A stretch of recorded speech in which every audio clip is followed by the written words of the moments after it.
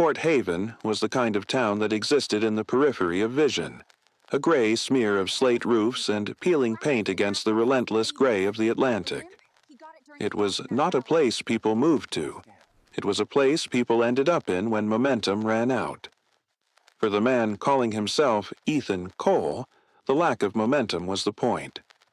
He stepped out of his nondescript sedan, the gravel of the parking lot crunching wetly under his boots. The rain here didn't fall. It hovered, a fine, freezing mist that clung to eyelashes and soaked through wool coats in minutes. Ethan pulled his collar up, his eyes immediately scanning the perimeter. It was a muscle memory he couldn't excise, a reflex forged in places far hotter and far more dangerous than this sleepy coastal enclave.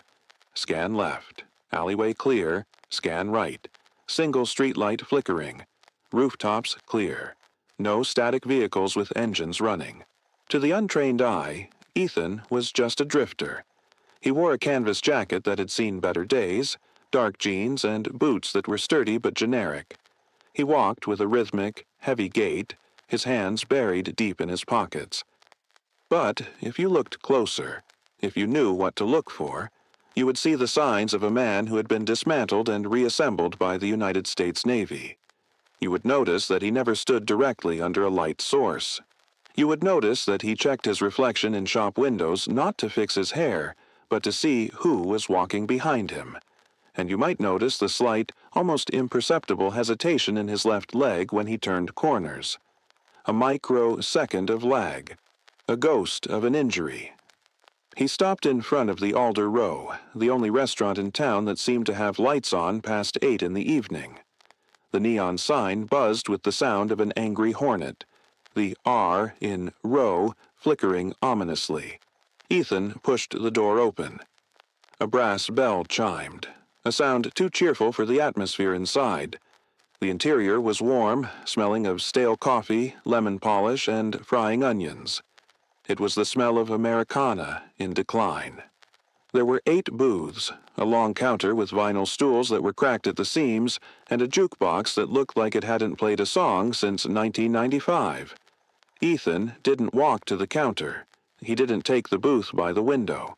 He moved instinctively to the booth in the far back corner. It was the strategic prime real estate of any room. Back against the solid wall, a clear line of sight to the entrance, and a clear line of sight to the kitchen swing doors. He slid into the booth, the vinyl squeaking in protest. He kept his jacket on. The restaurant was sparsely populated. An elderly couple ate soup in silence near the front. A trucker with a heavy beard nursed a coffee at the counter.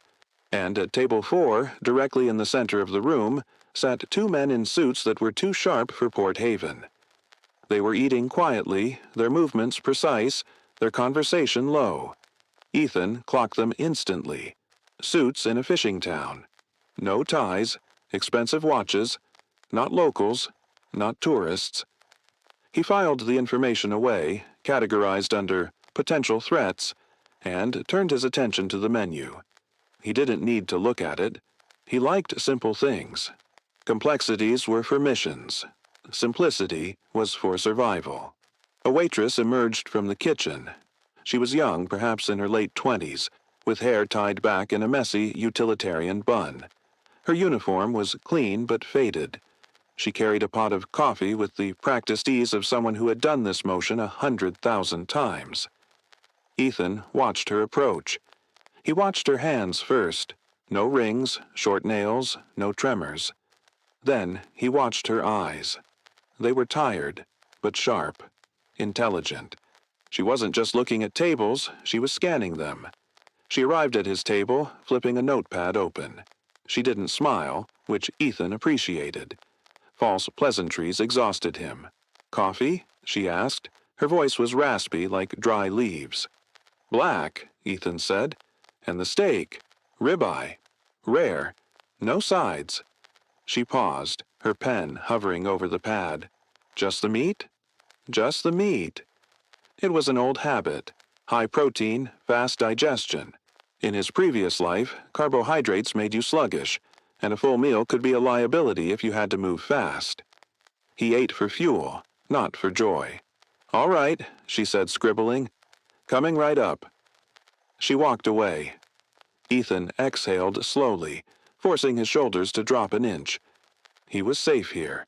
He was Ethan Cole, a mechanic looking for work at the local boatyard. He wasn't the man who had ghosted into compounds in the Middle East. He wasn't the asset known as Echo 4.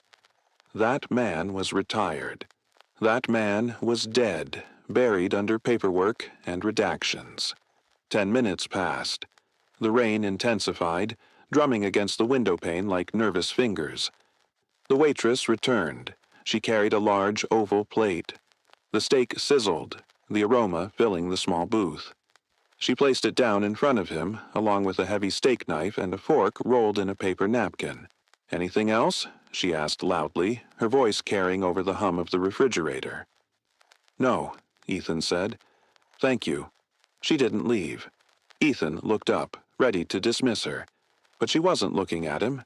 She was looking at the salt shaker she was adjusting on his table. Her body language shifted. She leaned in, ostensibly to straighten the silverware, blocking the view of his face from the rest of the room. The air between them seemed to drop 10 degrees.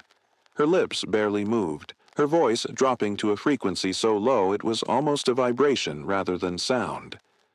"Table 4, she whispered. "You still favor the left when you pivot. They're watching the limp." Ethan's world stopped. For a second, the sound of the rain vanished. The hum of the fridge vanished. All that remained was the sudden, violent spike of adrenaline flooding his system. His hand, resting on the table, did not twitch. His face remained a mask of indifference. But inside, every alarm bell in his mind was screaming, "Redcon." Compromised. He looked at her. Really looked at her. Lena. Her name tag said Lena. She was looking at him with an intensity that terrified him more than a gun barrel. Her eyes were wide, pleading, and terrified. "Don't look at them," she hissed, wiping the table with a rag. "Eat your steak. You're Ethan Cole. Act like him." She straightened up abruptly, her voice returning to its normal volume. "Let me know if you need steak sauce, hun."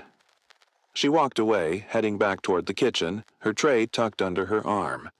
Ethan sat frozen. He looked down at the steak. "You still favor the left when you pivot." Nobody knew that. The official report said he took shrapnel to the thigh. It was a clean injury, healed well. But the reality was different. During a classified extraction in the Hindu Kush, a fall down a ravine had torn the microligaments in his left hip. It wasn't visible when he walked straight. It wasn't visible when he ran. It was only visible, only detectable. In the split second, he shifted his weight to change direction rapidly. It was a tell, a signature, and only his unit knew it. His unit and the handful of high-level intelligence officers who had analyzed the drone footage of that mission. If the men at Table 4 were watching for that limp, they weren't local thugs. They were hunters. Professional hunters. Ethan picked up the knife. His grip was firm. He cut a piece of the meat. He had to eat. He had to play the role. But his mind was already racing through the tactical geometry of the room, calculating kill zones, exit vectors, and the impossible question that hammered in his skull. Who is Lena? Ethan chewed slowly. The meat was tender, perfectly cooked, but it tasted like ash in his mouth. He forced himself to engage his training. Panic was the enemy. Panic made you stupid. Information was the antidote to panic. He needed to assess the situation before he made a move. Subject: Lena. Waitress. Civilian demeanor, but observational skills above baseline. Knowledge of classified physical marker. Warning given. Conclusion: temporary ally or bait.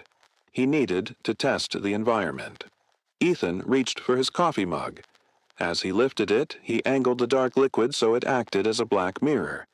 It was an old tradecraft trick, using reflection surfaces to monitor the 6 o'clock without turning your head.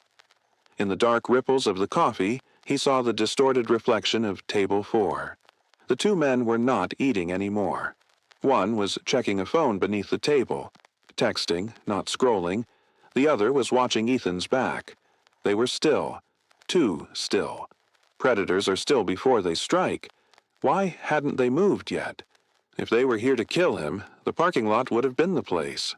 Or the moment he walked in. Why wait? Surveillance, Ethan realized. They aren't here to liquidate. They are here to confirm.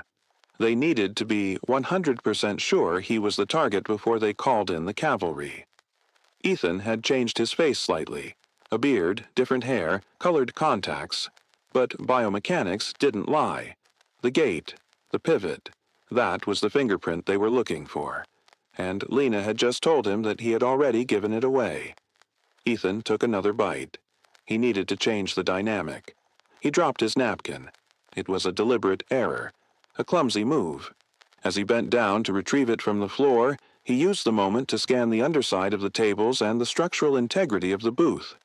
No wires, no devices under the table lip. When he sat back up, he caught Lena's eye across the room. She was behind the counter, refilling a sugar dispenser. Her hands were shaking now. Just a little. She wasn't a professional. That fear was real. A professional spy would have been calm. Lena was terrified.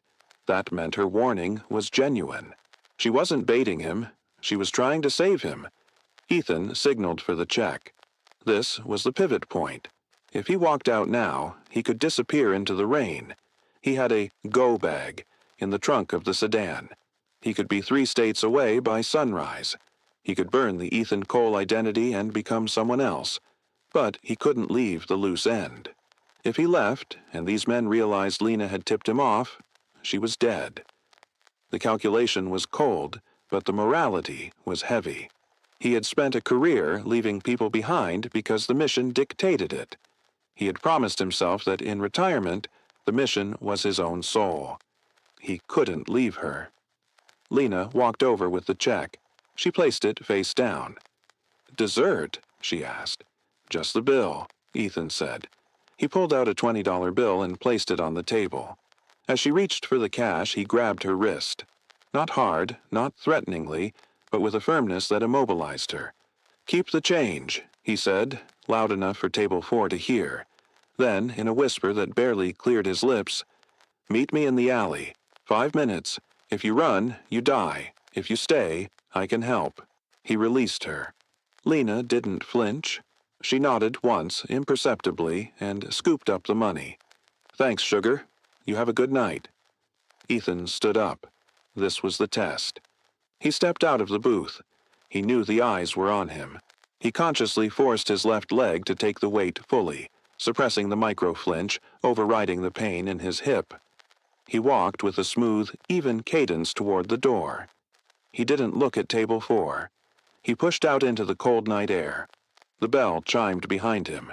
He walked to his car, opened the door, and sat inside. He started the engine. He turned on the headlights. Then, he waited. In the rearview mirror, he saw the restaurant door open. One of the suits stepped out. The man lit a cigarette, sheltering the flame from the rain, and looked directly at Ethan's car. He pulled out his phone and made a call. He was calling it in. The confirmation. Ethan put the car in reverse, backed out slowly, and drove down the street. He turned the corner, breaking the line of sight. As soon as he was out of view, he killed the headlights. He swung the car into a narrow gap between 2 abandoned warehouses, killing the engine. He was now invisible in the shadows. He got out, moving silently through the wet darkness. He circled back toward the Alder Row on foot, moving not like a mechanic, but like a shadow. He bypassed the front and headed for the rear entrance, the alleyway where the kitchen trash was dumped. The smell of wet cardboard and rotting vegetables greeted him. He pressed his back against the brick wall, blending into the gloom. The back door of the restaurant opened. Lena stepped out. She was hugging herself, shivering in the cold, her breath pluming in the air. She looked left, then right. Ethan stepped out of the shadows. "You're late," he said. Lena jumped, a gasp escaping her throat. She spun around, her eyes wide. When she saw him, she didn't run. She slumped against the doorframe as if the strings holding her up had been cut. "You almost gave me a heart attack," she whispered. "Who are they?" Ethan asked. No pleasantries. He needed intel. I don't know their names, Lena said, her voice trembling. They act like businessmen. They're buying up property in town. The marina, the old cannery. But they aren't developers. They're something else. How do you know about my leg? Ethan took a step closer. He needed to see her eyes. Who told you what to look for? Lena looked up at him. In the dim light of the alley, her face looked younger, more vulnerable.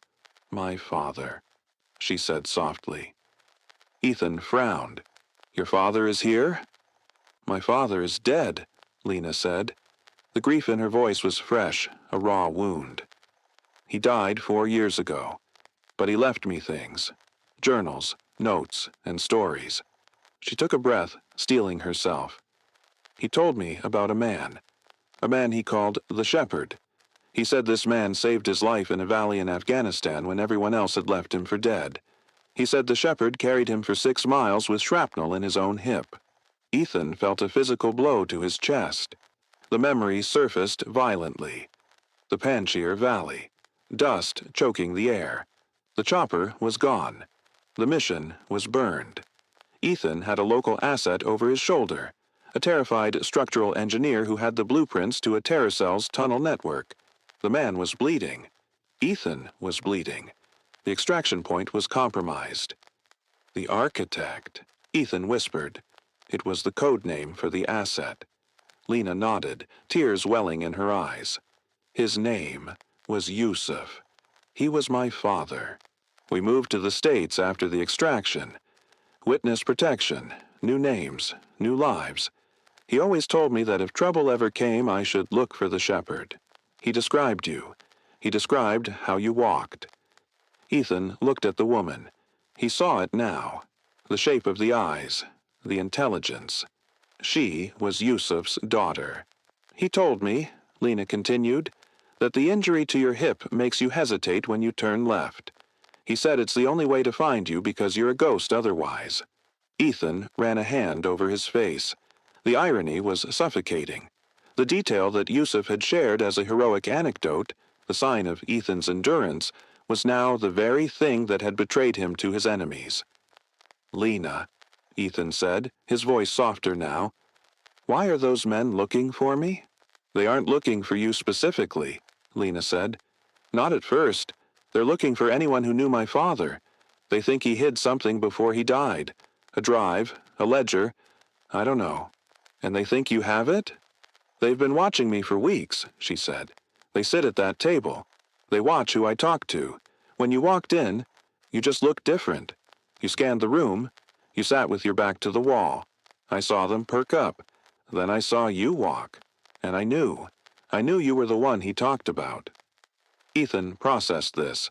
This wasn't just a hit squad coming for an ex-SEAL. This was a cleanup operation.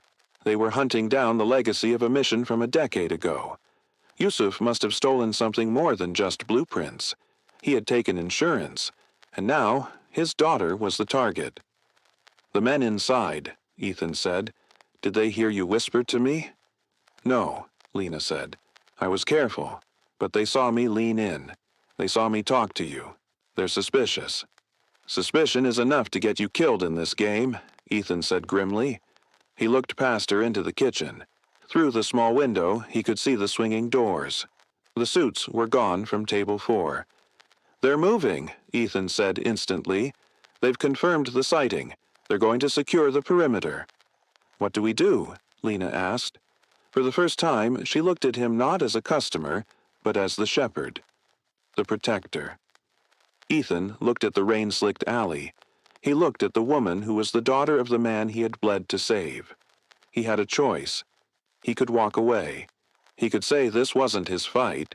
He had done his duty, but the code didn't have an expiration date. You don't leave the asset behind. We're not running, Ethan said, his voice turning into cold steel. Running just means you die tired. He reached into his jacket pocket and pulled out a burner phone. We're going to make them regret coming to Port Haven, he said. Go back inside. Finish your shift. Act normal. If they ask, I was just a rude customer complaining about the meat. And you? She asked. Ethan stepped back into the shadows, the darkness swallowing him whole. I'm going to find out who holds their leash. As Lena turned to go back inside, she felt a strange sensation. The fear was still there, heavy and suffocating. But beneath it, there was something else. A spark of hope. The shepherd had returned, and the wolves were about to find out that sheepdogs have teeth. Ethan didn't go to the motel where he had booked a room under the name of a dead man. That room was a decoy now, a dead drop for anyone tracking his credit card. Instead, he drove his sedan 3 miles up the coast, pulled into a dense patch of scrub pine near the cliffs, and covered the vehicle with a weighted tarp he kept in the trunk. He moved on foot back toward the town. The rain had shifted from a drizzle to a steady, rhythmic drumming that washed away scent and muffled sound. For an operator, this weather was a gift. It was operable cover. Ethan moved through the residential streets of Port Haven like a roomer. He stuck to the grass verges to avoid the crunch of gravel. He moved from shadow to shadow, pausing at every corner, letting his senses expand. He wasn't guessing where the men from Table 4 had gone. He was tracking the electromagnetic footprint.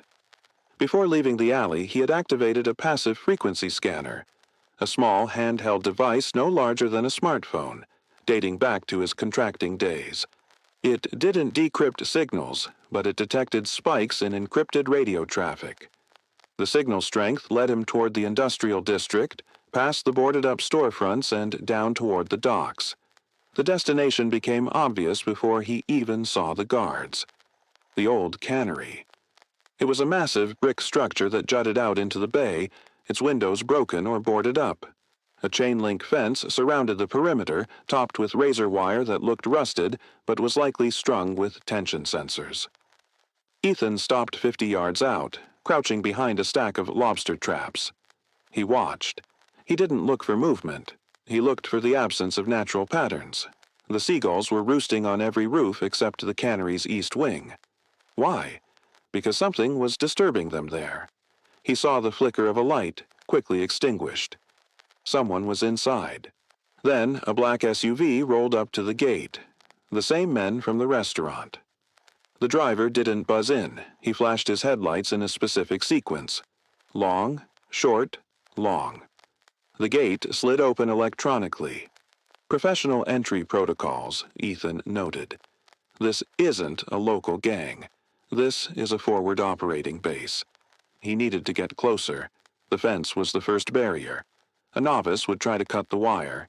Ethan knew better. Cutting wire leaves physical evidence and, if the fence is alarmed, trips a silent signal. He moved to the drainage ditch that ran beneath the perimeter. It was clogged with freezing mud and runoff, smelling of brine and decay. It was unpleasant, vile, and perfectly unguarded. Ethan slid into the muck. The cold water bit through his clothes, seizing his muscles. He forced his breathing to slow, control the physiology. Cold is just data. Pain is just information. He crawled through the culvert, the water rising to his chin. He emerged on the other side of the fence, inside the compound. He was covered in slime, shivering, and completely undetected. He moved toward the main building, sticking to the blind spots of the security cameras he had identified on the poles. He reached the brick wall and pressed his ear against a metal service door. Silence. He picked the lock. It wasn't a standard pin tumbler. It was a high-security wafer lock. Difficult, but not impossible. He used a tension wrench made from a wiper blade insert he'd modified years ago. Click. The door groaned. Ethan caught it, preventing the squeak. He slipped inside. He was in. The interior of the cannery was cavernous, filled with the rusting skeletons of conveyor belts and processing machines. But in the center of the main floor, a modular command post had been set up, a prefabricated office structure with its own power generator humming softly nearby. Ethan moved to the upper catwalks, high in the rafters. The darkness up here was absolute. From his vantage point, looking down through the metal grating, he could see inside the glass-walled office below. There were 4 men. The 2 from the restaurant, plus 2 others dressed in tactical gear, cargo pants, black t-shirts, sidearms holstered. They were gathered around a large table covered in maps and photos. Ethan pulled a small monocular from his pocket. He adjusted the focus until the papers on the table were legible. His blood ran cold. It wasn't just photos of Lena, it was a comprehensive surveillance log of her entire life for the past 3 months. 07 a.m. Subject leaves for Alder Row. 04 p.m.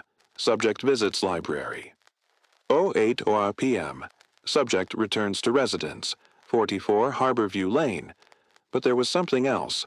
A photo of an old leather-bound book, and a name circled in red marker on a whiteboard. Yusuf al-Rahman. Asset. Architect. One of the suits, the one who had smoked the cigarette, was speaking. Ethan couldn't hear through the glass, so he moved. He crept along the catwalk until he was directly above a ventilation vent that fed into the office. The sound carried up the metal shaft, tinny but audible. "Timeline is accelerated," the man was saying. His voice was clipped, American accent, East Coast. "Headquarters is getting impatient. They want the ledger secured before the audit next week. If the girl doesn't talk, we escalate." "She doesn't know anything. Distinct possibility," the second suit replied. "We've tossed her car. We've tapped her phone. Nothing." Yusuf was paranoid, the first man said. He wouldn't trust a bank. He wouldn't trust the cloud. He trusted blood. He gave it to her, or he told her where it is. "We pick her up tonight." Standard interrogation. Ethan's grip on the railing tightened. Standard interrogation in this world was a euphemism for torture. They were going to break her. "What about the drifter?" the tactical guy asked. "The one at the restaurant?" The suit laughed. "Some washed-up vet. If he shows his face again, put him down. But focus on the girl. Team Alpha takes the front door at EO 200 hours. Team Bravo covers the rear. Clean extraction." Ethan checked his watch. It was 11:45 p.m. He had 2 hours before they breached Lena's home. He had to move. But first, he needed to make sure they were blind. He quietly backed away from the vent. He located the junction box for the cannery's internal network on the wall near the catwalk exit. He didn't destroy it. Destruction alerts the enemy. Instead, he opened the panel and found the fiber optic cable linking their localized server to the outside world. He took a small sewing needle from his survival kit and pushed it through the center of the cable, then snapped the end off, leaving the metal embedded inside the fiber. It wouldn't cut the connection completely. It would cause intermittent packet loss, data corruption, lag. It would look like a technical glitch, a bad connection caused by the storm. It would frustrate them, slow down their communications, and keep them distracted troubleshooting their tech while he went to work. Ethan slipped out the way he came, back into the freezing rain. He wasn't going to the police. The police in a town this small were either outgunned or on the payroll. This was a Tier 1 problem requiring a Tier 1 solution. He ran. 44 Harborview Lane was a small shingled cottage perched on a bluff overlooking the churning ocean.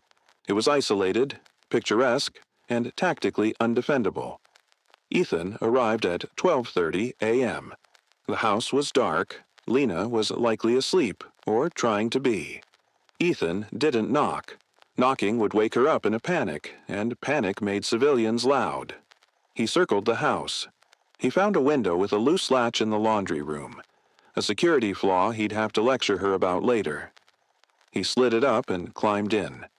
The house smelled of lavender and old books. He moved silently through the hallway, his boots removed to dampen the sound. He found her bedroom. She was asleep, curled up tightly under a heavy quilt. He approached the bed and placed his hand gently over her mouth. Her eyes flew open, wide with terror. She sucked in a breath to scream, but his hand muffled it. "It's Ethan," he whispered, his face inches from hers. "The shepherd. Don't scream. Nod if you understand." She stared at him for a terrified second, then nodded. He slowly removed his hand. "They're coming," she whispered, her voice trembling. "The men?" "Yes, a hit team. AO 200 hours. That gives us 80 minutes. "We have to leave," she said, scrambling to sit up. "My car is outside." "No." Ethan said firmly. "They have watchers on the road. If we drive, they'll run us off the cliff or drone us before we hit the highway. We can't outrun them tonight." "Then what do we do?" Tears were streaming down her face now. "I don't have a gun. I don't know how to fight." "You don't need to fight," Ethan said. "I do." He pulled her out of bed. "We are going to turn this house into a denial of access zone. I need you to listen to me very carefully. Do you have bleach, ammonia, high-proof alcohol?" "Yes, under the sink." "Good. Go get them. Then go to the basement. Is there a lock on the door?" "A deadbolt, yes." "Lock yourself in. Do not open it for anyone. Not even if you hear me screaming. Not even if they say they have me. You open that door only if you hear 3 knocks, a pause, and then 2 knocks. Understand?" "Ethan." She grabbed his arm. Her fingers dug into his muscle. "Are you going to kill them?" Ethan looked at her. He thought about the men in the cannery, the casual way they discussed torture, the way they viewed human lives as line items on a spreadsheet. "I'm going to send a message," he said. "Go." Lena ran to the kitchen. Ethan went to work. He didn't have claymores or tripwires. He had household items. But in the hands of a SEAL, a house is a weapon. He crushed light bulbs and scattered the glass shards under the entry mats and the carpets near the windows. He took the kettle, filled it with oil from the pantry, and greased the hardwood floor at the top of the stairs. He unscrewed the fuse box in the hallway, cutting the power to the main floor but leaving the basement circuit active to give the impression of a malfunction. Then he sat in the armchair in the darkest corner of the living room. He held a fire poker in his right hand. It was heavy, wrought iron. Not a knife, but it would do. He waited. 1:58 a.m. The rain had stopped. The silence was deafening. Then the sound of gravel crunching. Softly. Tires rolling slowly with lights off. Ethan's breathing became shallow and rhythmic. His heart rate dropped to 50 beats per minute. This was the calm. The switch.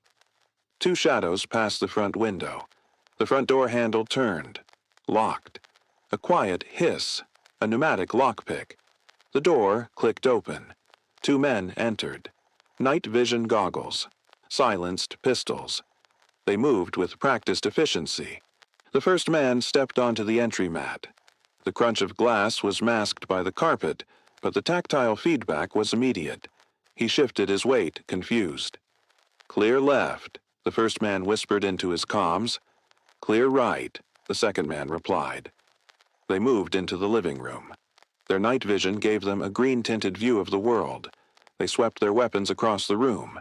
They saw the armchair. They saw a figure sitting in it. "Contact front," the lead man hissed, raising his weapon. "Don't shoot," Ethan said. His voice was calm, conversational, like a man asking for the time. The men froze. They hadn't expected the target to speak. "Who are you?" the lead man demanded, his laser dot dancing on Ethan's chest. "I'm the guy who ordered the steak," Ethan said, "and you're standing on a pressure plate." It was a lie.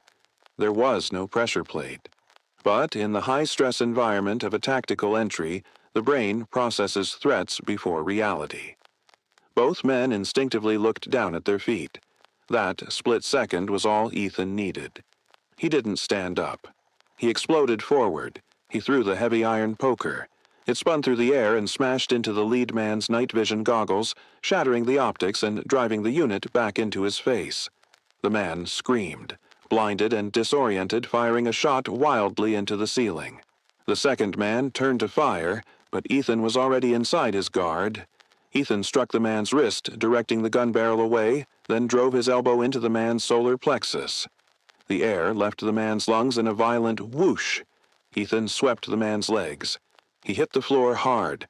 The first man was trying to rip the broken goggles off his face. Ethan stepped behind him, applying a sleeper hold. It was bloodless, precise. 10 seconds of struggle.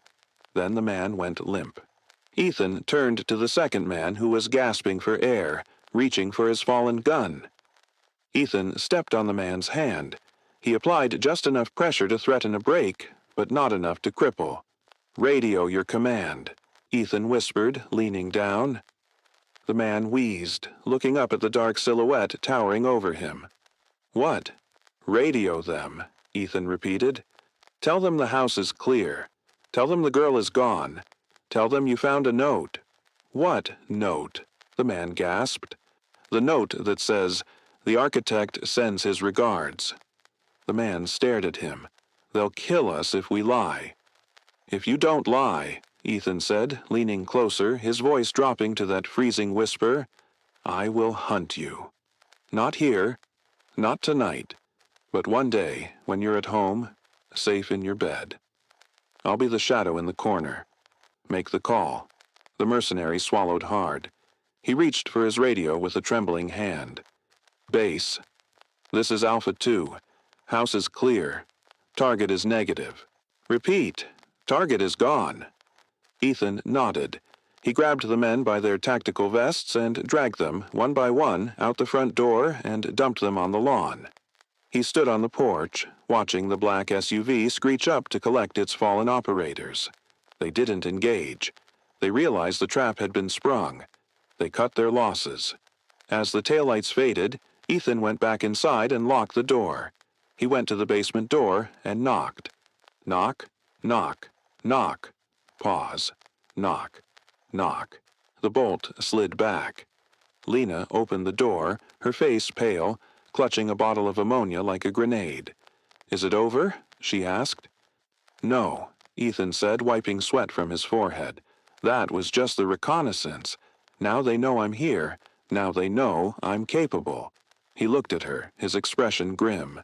The war just started, Lena, and we need to find that ledger before they bring in the heavy artillery. The adrenaline of the fight at the cottage had faded, replaced by the cold, hard clarity of survival mode. Ethan drove Lena's car, a battered hatchback that smelled of vanilla and wet dog, away from the coast and into the dense woodland that bordered the town. He didn't take the highway. He took logging roads, driving with the lights off, navigating by the ambient moonlight filtering through the breaks in the canopy. Where are we going? Lena asked. She was shivering, not from cold, but from the aftershock of violence. She had seen men hurt.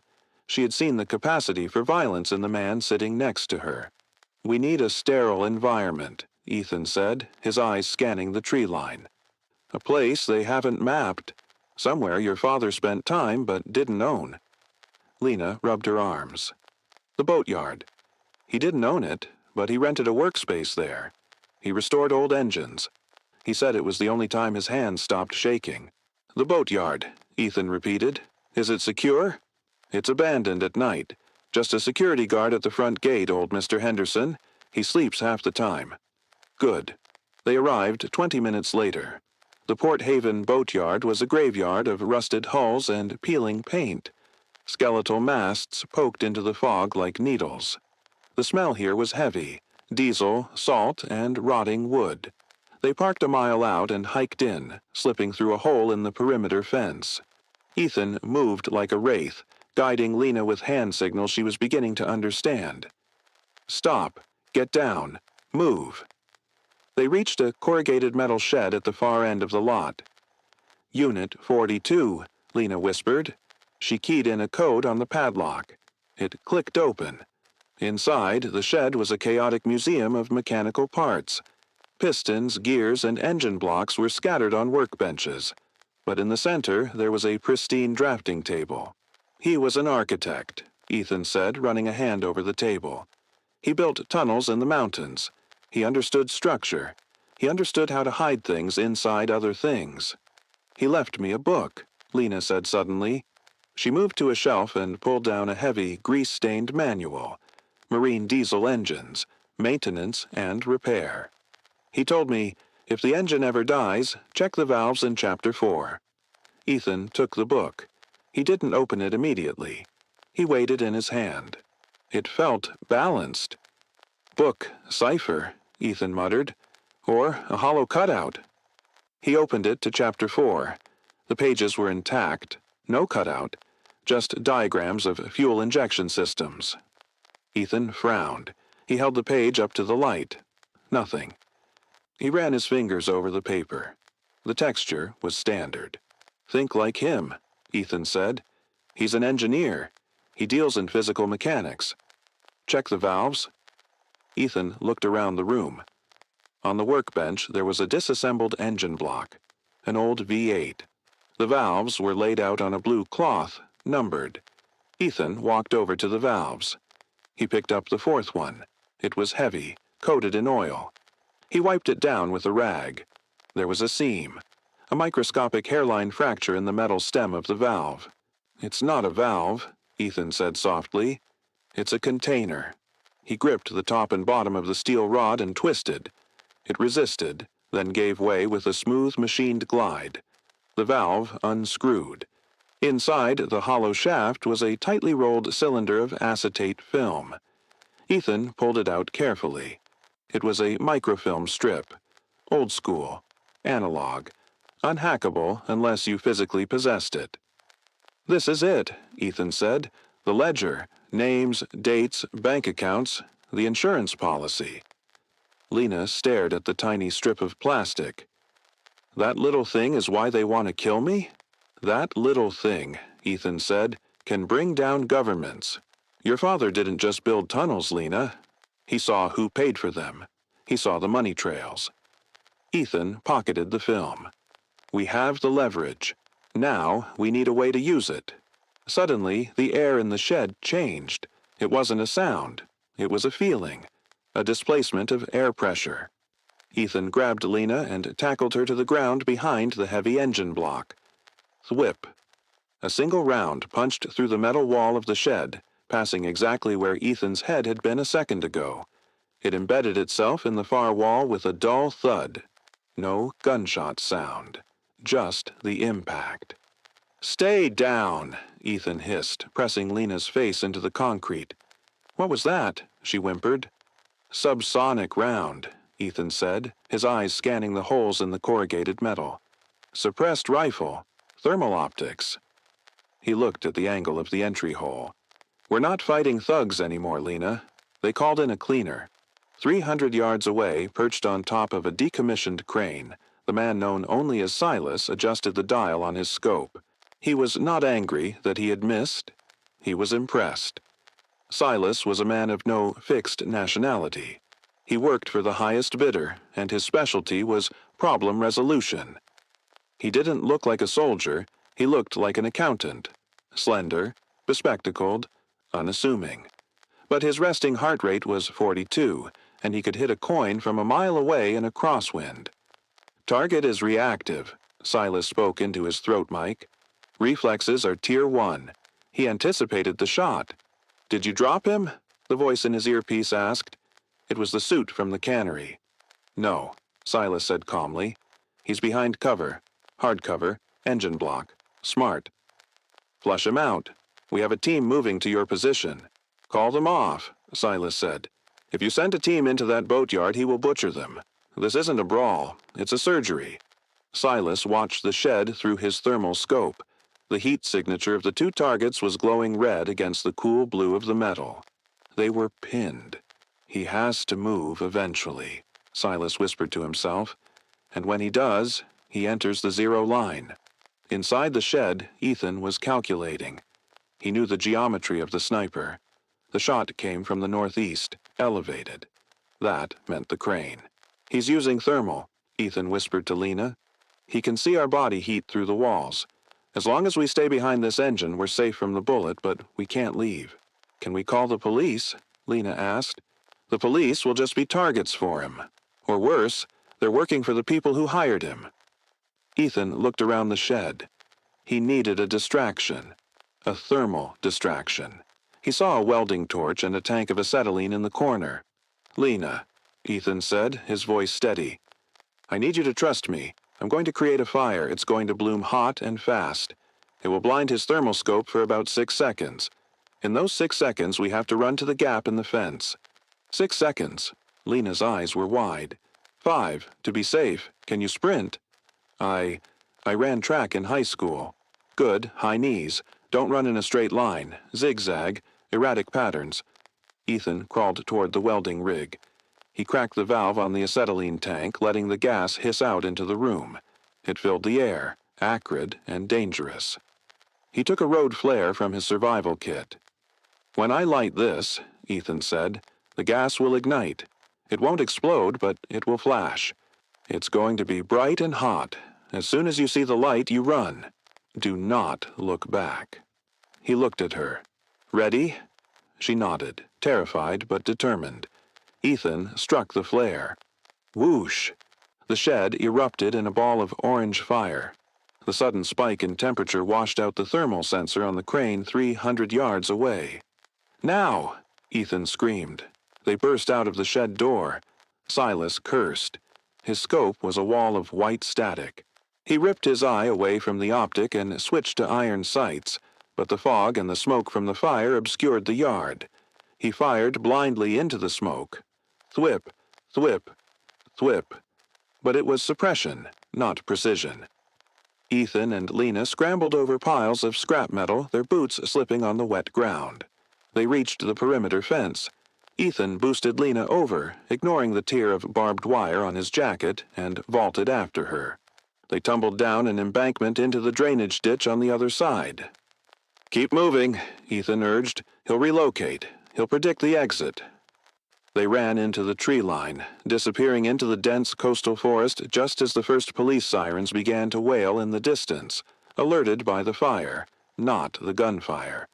Ethan stopped, leaning against a tree, chest heaving. He checked Lena. She was scraped and soot-stained, but unhurt.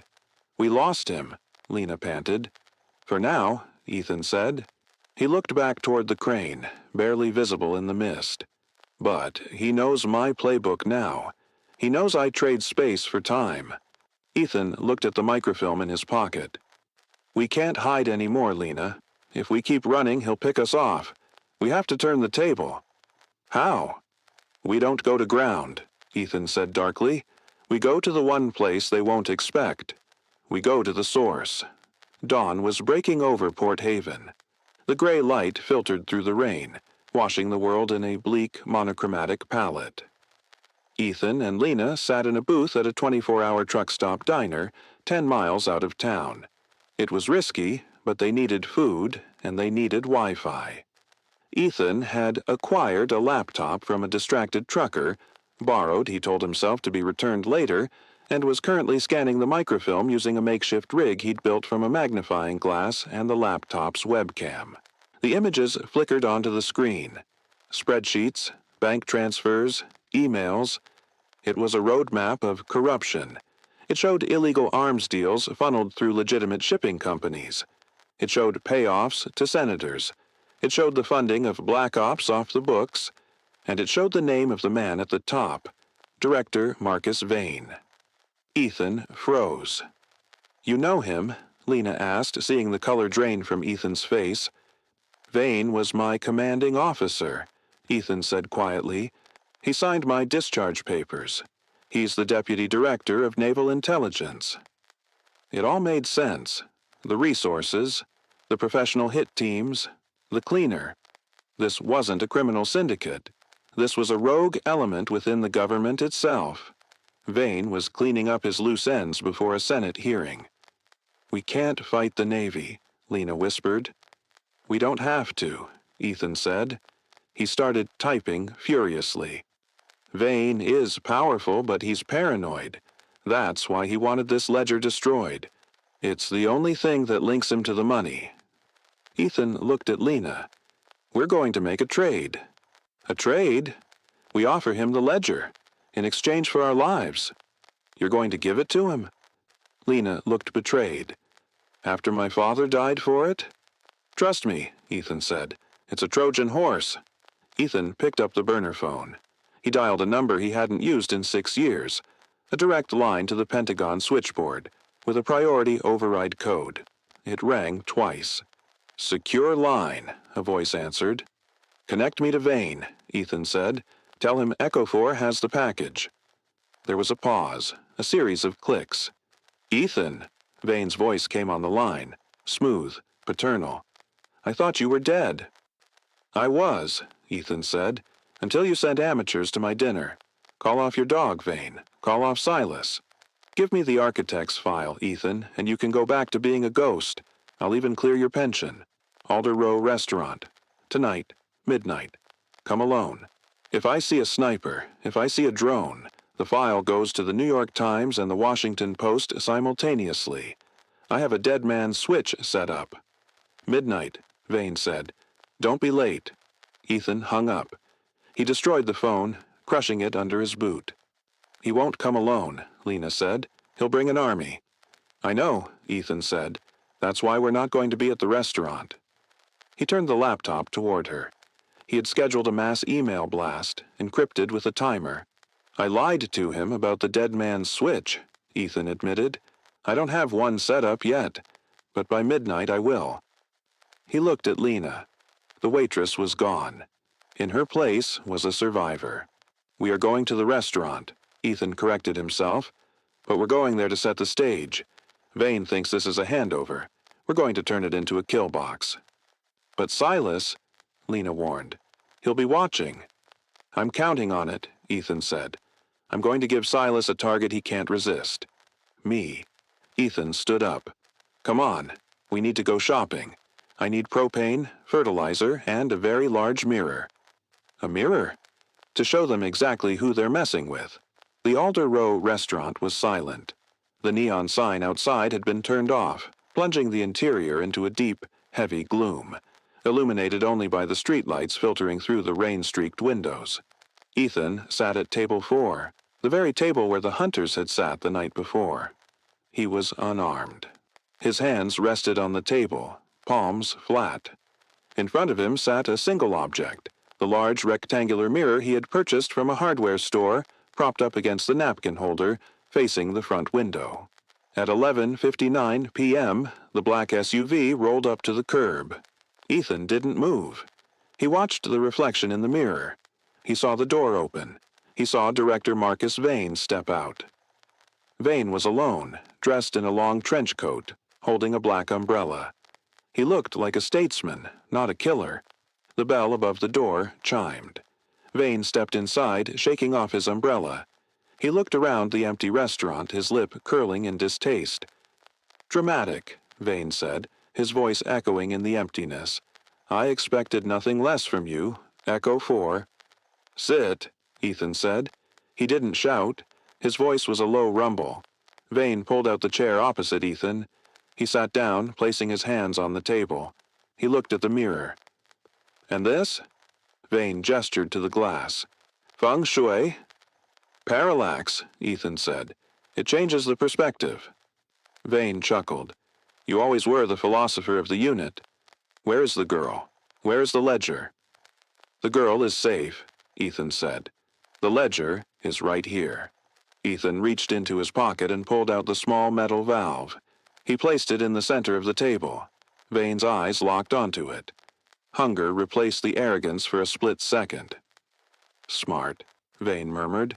Yusuf was a genius.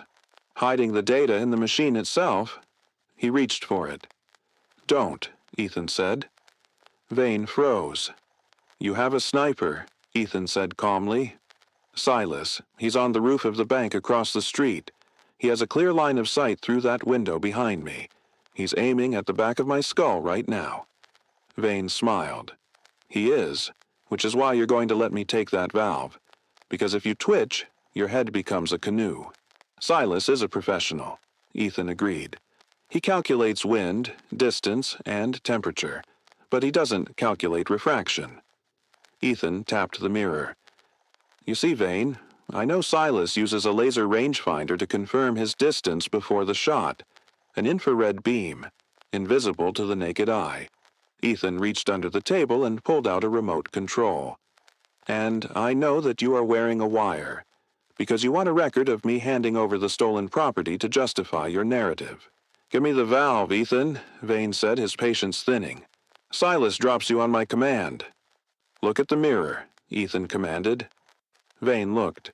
Ethan pressed a button on the remote. A high-intensity infrared floodlight, rigged from the security cameras Ethan had hacked earlier, blasted from the corner of the restaurant directly into the mirror. The mirror, angled perfectly, reflected the blinding wall of infrared light straight out the window, directly at the roof of the bank. To the naked eye, nothing happened, but through Silas's thermal and night vision scope it was like staring into the sun. The scope bloomed, a total whiteout. Silas was instantly blinded. "He can't see," Ethan said. "He's blind, and if he fires now, he misses. Or worse, he hits you." Vane stood up, his face pale. "Silas, take the shot." Static crackled in Vane's earpiece. "Negative." Silas's voice came through, tight with frustration. "Visual is washed out. I have zero visibility. I can't guarantee target discrimination." "Sit down," Ethan said. Vane sat slowly. The power dynamic had flipped. "You think this saves you?" Vane hissed. "I can have a team here in 5 minutes." "You could," Ethan said, "but you won't, because of the fertilizer." "You planted a bomb." Vane laughed nervously. "You're not a terrorist, Ethan." "No," Ethan said. "I didn't plant a bomb. I planted a story." Ethan turned the laptop on the table around. "While you were driving here, I uploaded the ledger. Not to the press.